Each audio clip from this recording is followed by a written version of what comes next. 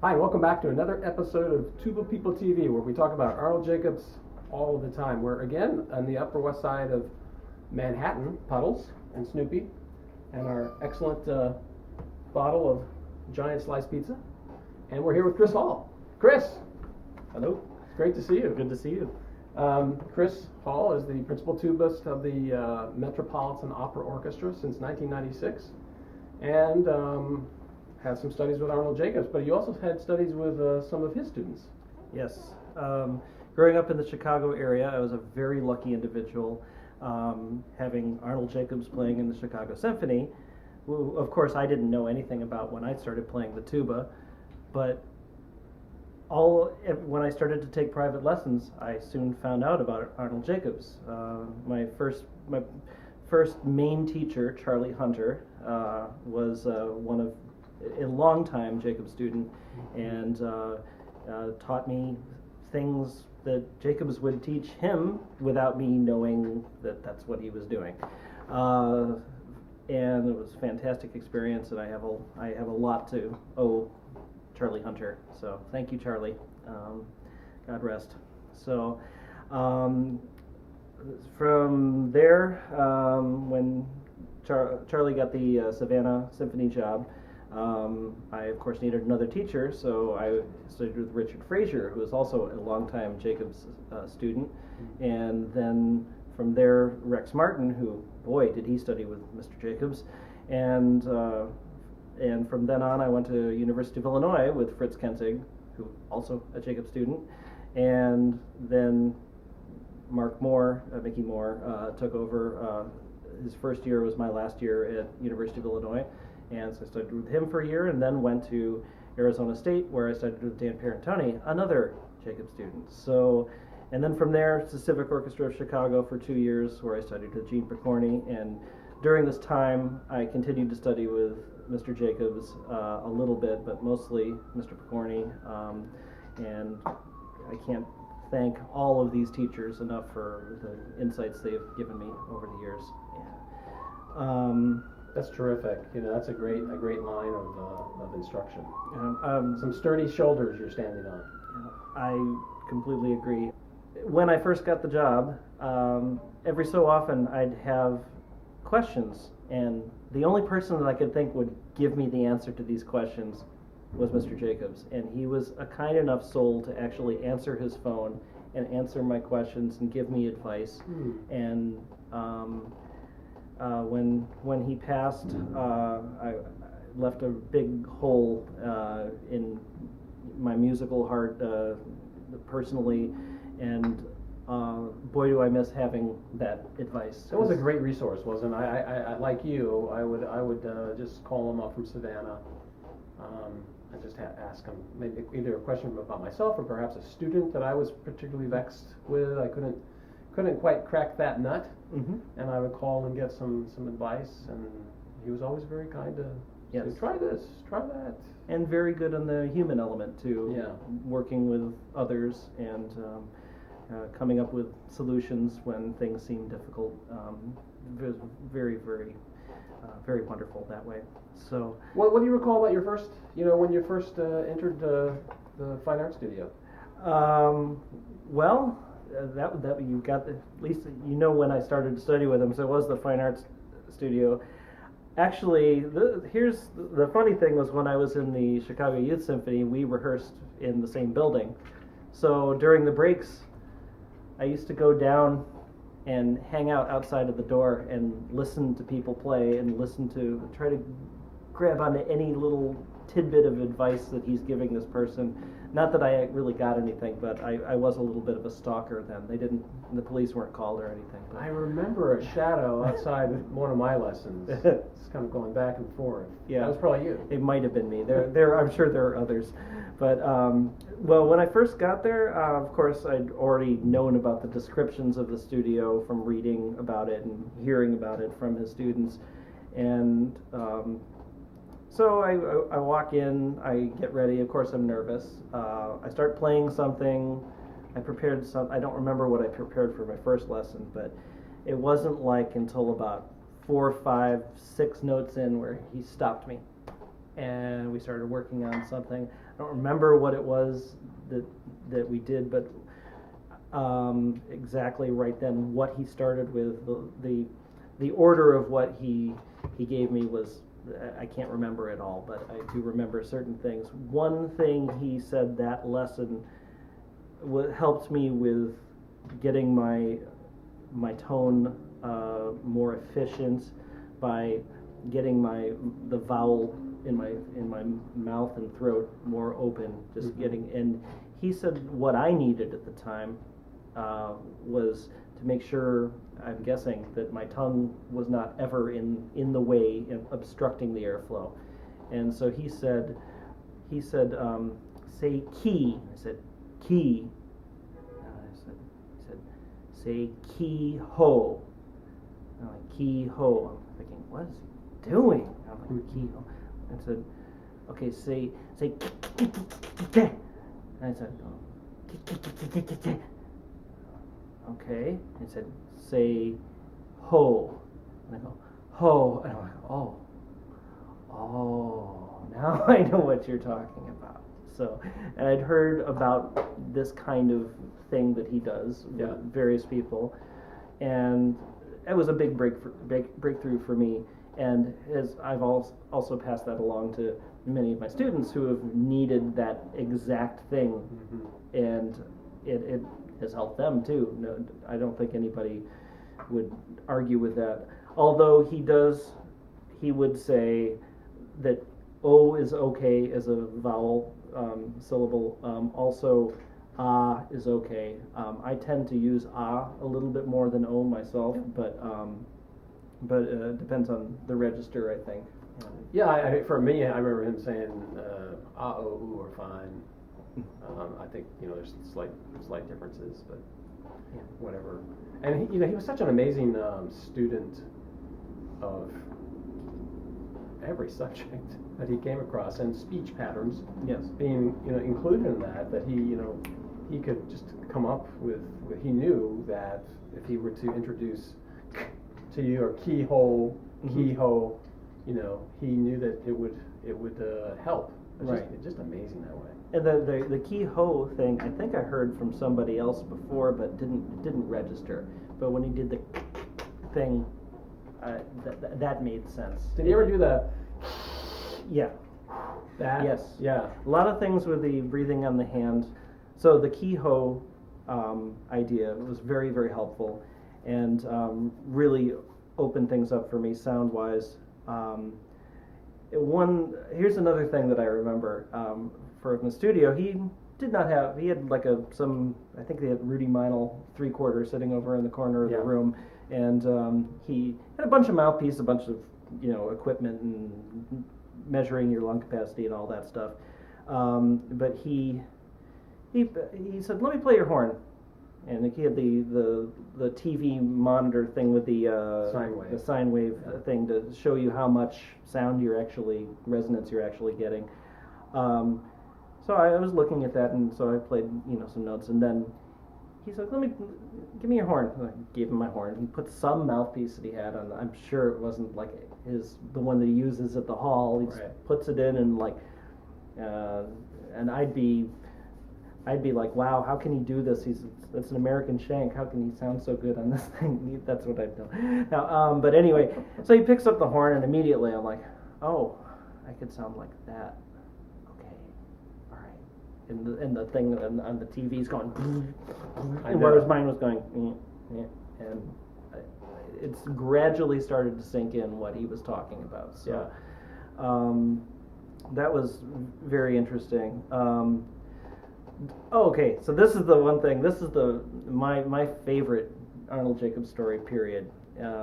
He would frequently have you put your hand on his chest or his stomach, and so he had me to just for the breathing, so that you can show how much you're expanding to get the air in there, and. So during my first lesson, he had said, "Put your hand here," on his chest. Put your hand here. He's like, oh.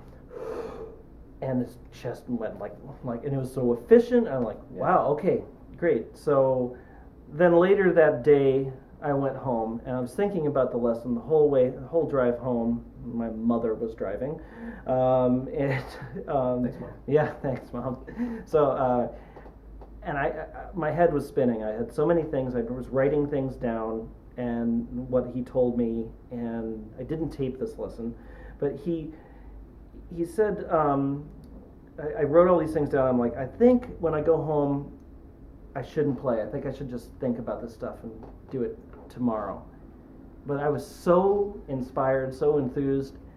I'm like, no, I'm gonna sit down and play. So I started to sit down and play. I had too many things on my mind of what I needed to change. So back to the knowledge versus just hearing and doing thing. It's really good to get away from thinking about what you're doing. However, you do have to think about what you're doing, and then have it be more automatic. So I couldn't. I was like, I can't do this. So I put my horn down, took a nap, went out and rode my skateboard or something, and then next day started again. And that whole summer long, I worked and I was working on my breathing. And I came back to Mr. Kenzig, and I think he's like, wow, this is really doing well. And so then I believe about a half a year, 6 months later, I went back for another lesson with him over the Christmas break, and he said, I'm breathing the same way. He showed me how to breathe, and then he said, "Hey, son, put your hand down here." And his stomach expanded, and his chest expanded too, and I just started laughing. And he's like, "What?" I'm like, "Well, I'm sorry, Mr. Jacobs, but I just find this funny because last time I came here, you put your hand up here, and this was right at the end of the lesson. Put your hand up here." And so I've been breathing that way for 6 months or whatever. And then he had a good laugh about it. So it's like, nope, you need them both to expand. So right. So it was a big. Yeah, but he did have a laugh about it, so I knew there was a definite human being there, not just this amazing god of brass playing that he actually is, even though he's human. And that's he would definitely, if he was mistaken, if he might have misunderstood, he'd fess up. There's so much, only so much you can do in an hour. And I talk too much, so hopefully this thing won't be too long. But I generally teach 1.5 hour lessons minimum. I usually do 2 hours when I teach. So I feel like getting something real is important, and he could just keep going. He could. I would have loved to have had an 1.5 hour, 2 hour lesson with him at some point, but I never did. Yeah. What year? What was the years that you had these lessons? I started. My first one was in 1987 in the summer. After my first year of undergrad, and then I believe I went back every 6 months to a year. I only got 8 lessons with Mr. Jacobs, one shortly before the Met audition, and a few others in there, but all very, very good lessons. I only recorded one of the lessons. Speaking of more about the humanity of the man, I was going through a particularly bad breakup with a girl at the time, and wasn't practicing quite as much as I should have been. Mm-hmm. And so that's the one lesson I recorded to, and I listened back to the tape, and I'm like, oh my God, he's like yelling at me in the nicest, most respectful way possible, but he's basically reading me the riot act. So I listened to that, I'm like, wow, what a good guy. If he can, it's like knows you're not doing what you're supposed to be doing, so get back on the horse. He didn't add insult to your injury, right? But he still gave you the information. He still inspired me to get back on the horse and do what I needed to do. Yeah, so that is nice. Chris, you had those 8 lessons. What kept you coming back after the first 1 or 2? Why did you return? One was mostly the success that people who studied with him achieved, and I knew that 2,000, 3,000 people can't be wrong, and you hear the results of that, and I knew that it was helping. Every little bit of time that I actually played for him, I was getting somewhere. I was getting closer to what I wanted. I think it was about the third lesson that I went in, and I had one etude. I'm like, this is the one. I think it was Blazevich 42.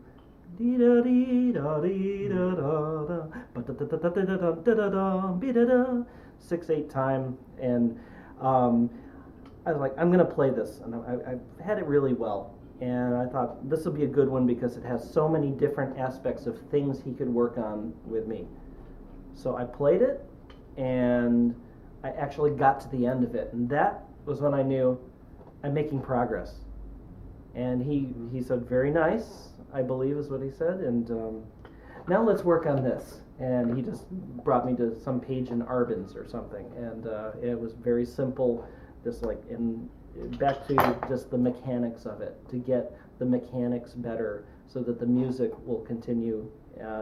It seemed to me that he didn't doubt that there was music going on for me. He just wanted my mechanics to be a lot more efficient, better, and so that's my guess. I don't know. He taught, as you know, most people know, he taught for the student, and that's why there's so many different. This is what Mr. Jacobs said. Things out there. Mm-hmm. I'm sure that other people in your interviews have said that too. Some people are like, oh, they fatten up the sound or more fundamental, and that was frequently that I believe that was for player specific, because some people he could work. I don't know what he was getting to with other people. I feel like I only worked on real basic things with him. Mm-hmm. I don't think I ever worked on anything like. I think eventually I played some orchestral excerpts for him. Yeah, maybe for the Met.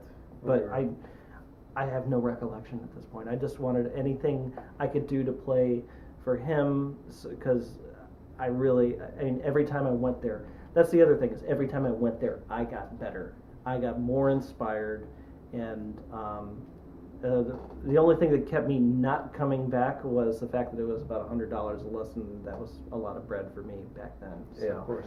But it was every time there was vast improvement on many levels. That's great, and just that. Did you feel like, so you had that first lesson where you went home and you tried to recreate it right after the lesson, but you couldn't. Did you feel like you were able to enact these things over time? Oh, yes. And so every time you would go back to them, you'd be a little bit better, or maybe a lot better. Mm-hmm. And then he'd get you to the next level. Yes. And also that coupled with the fact that pretty much every one of my teachers was a Jacobs student, and like continuing Jacobs student.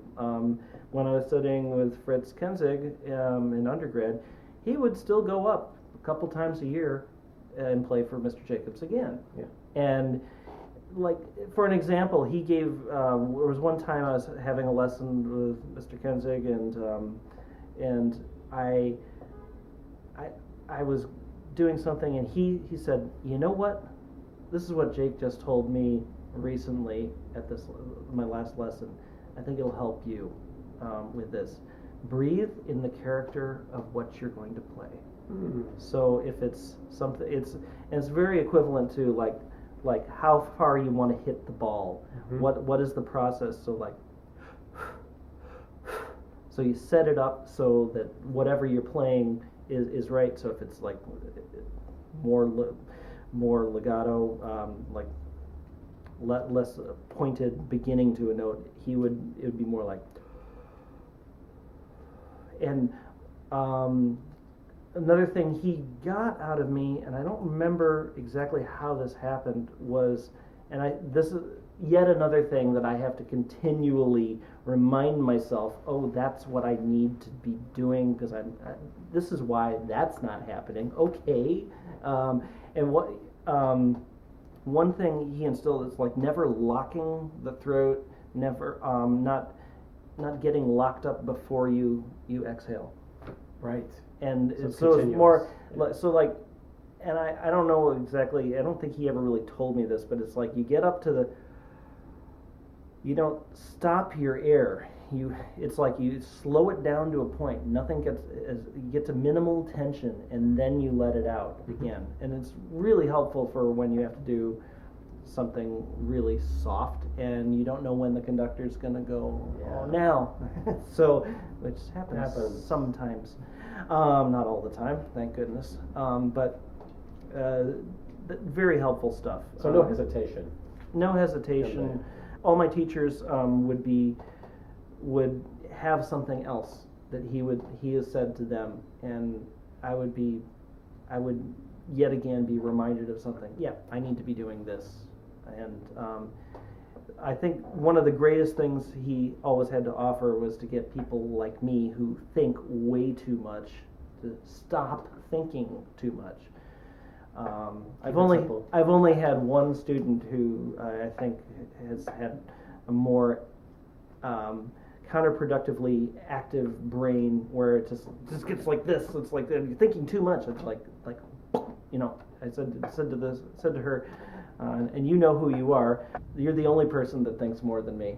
You gotta stop thinking so much. Mm-hmm. Parent Tony told me once you need to be you need to be dumb. You need to be dumb. You think you're too smart. You think too much. Be dumb like this guy he mentioned, who's also a friend of mine, a very fine trumpet player who just didn't think about things. It just came out like no problem. Yeah. And said be dumb like him. And I'm like he's my friend. But it made sense. It does. And Jacobs was really keen and astute at figuring out reading the person, not just the student but the person in front of him, as to, is this somebody who I'm going to have to overteach in order to get into their mind, or are they just going to come along with me just because I'm the teacher, and everything in between, every gradient of that. He was really good at that, and I think that's one of the reasons why every lesson for everybody was different, and why every interview is different. Yeah, there's similarities. Yes, there's song, wind, that kind of thing, but there's different ways to song and wind. It's really amazing. Sometimes there would be some result that that he would want to get from a student, and he would distract the student by having them focus on something else, and in the meantime get the results he was looking for in the area that he really wanted the change in.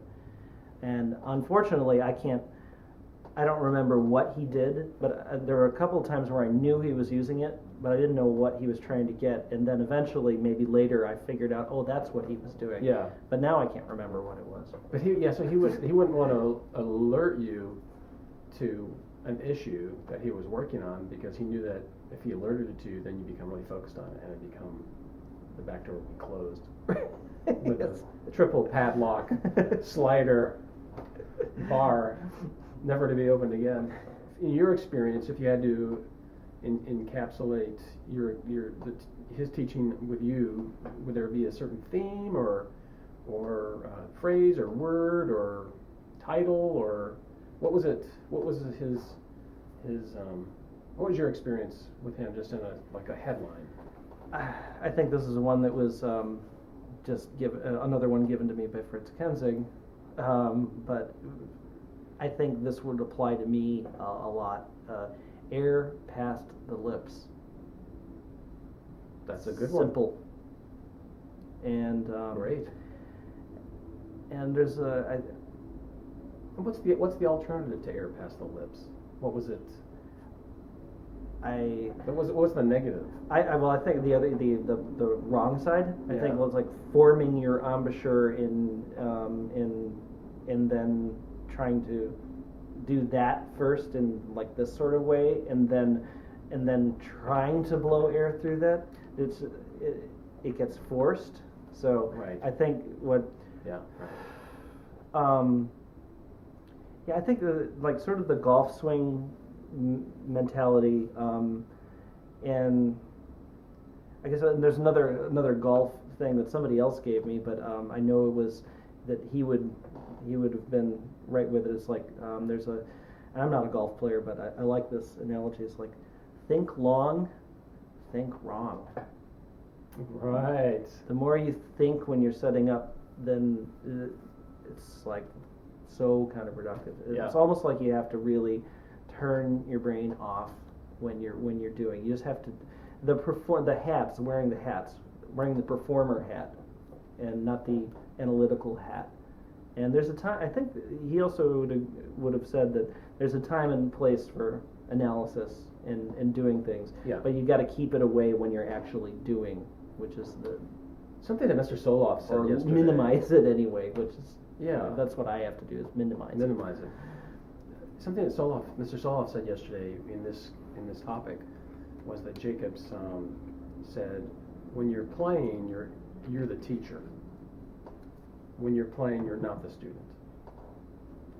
And I hadn't heard it put quite that way. Certainly, I've heard, you want to be an exclamation point musician. You're making statements, Mhm. not a question mark. Yes. Student, where Yes. you're asking questions while you're Yeah. playing. But I'd never heard it quite put. You want to be the teacher when you're playing. I thought that was really good. That's just another variation of the same theme. Yeah. And with regard to you were talking about the air at the lips. I remember him saying that within the contest between the air and the lips, the embouchure will always win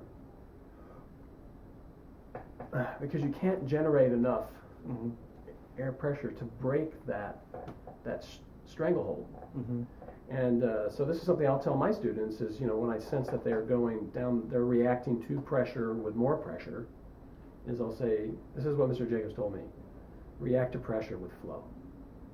Don't react to pressure with more pressure. I like that. And I thought that was pretty good. That's what you said was along the same line, just like what Mr. Soloff said. Mm-hmm. Similar thing, same topic, but can kind of click different tumblers. Yeah. This actually this is great. I can't actually wait to watch that. I will actually watch this now because that'll be a helpful thing for me to remember for myself. But this brings me back to one other thing that he would say would be low notes are slower air, but a lot more of it. High notes are faster air, but a lot less of it. Yeah. And that has been a very, very helpful thing for me and many others. And in my teaching, a lot of times people really have a difficult time with a high note, and they're like, I'm having trouble with this. And the problem generally with high notes is they're working too hard. They're trying to reach towards it like it's like an Olympic event. Yeah. And because of what this whole concept, it's spurred a lot of thinking and analysis by me and others. But it's just a lot of times I will, for myself, I even do this just when I'm practicing. Bum bum bum bum bum bum bum bum, and sing those notes, and the air from singing those notes, it's the same speed because it's the same pitch. If it's a different octave, it's going to be a different pitch, and that it's going to be slower and more deep. And actually, along these lines, just because of the fact that I have the great fortune of hearing the world's best singers a lot, I can actually generally handle hearing the sound of my own voice now because I've been able to manipulate it to make it sound less like I'm from Chicago. So it's really helped. And so with some students, I will be able to get them to be more efficient and have them realize that high range is actually easy. Yeah. It's only when you get a little fatigued or you press too much, it's actually easy. Yeah. And to me, the quintessential example of that is on that old 1950 Chicago Symphony Brass Quintet album. Yes. The Beethoven String Quartet. You hear Mr. Jacobs. you know, at or above the staff practically the whole time, and it just sounds so effortless. Yeah. So, well, look, I know our meter's running out. Are we? Yeah. Yeah. So, and you probably want to get home to your lovely bride, and Puddles and I are just so thankful and grateful to that you made the time to come and sit with us. Well, I'm very, very honored. And as Thank you so usual, we have here, as a token of our Thanksgiving and our gratefulness to you, a genuine University of Oregon deluxe beverage dispenser. We hope you'll use it with in good health. This is only paper. Okay. Yeah, so you can remove it. That'll be a before you put your beverage good of plan. choice in. All right. Chris, Great. thank you so much. Thank you so much, Mike. Yep. And now back to you.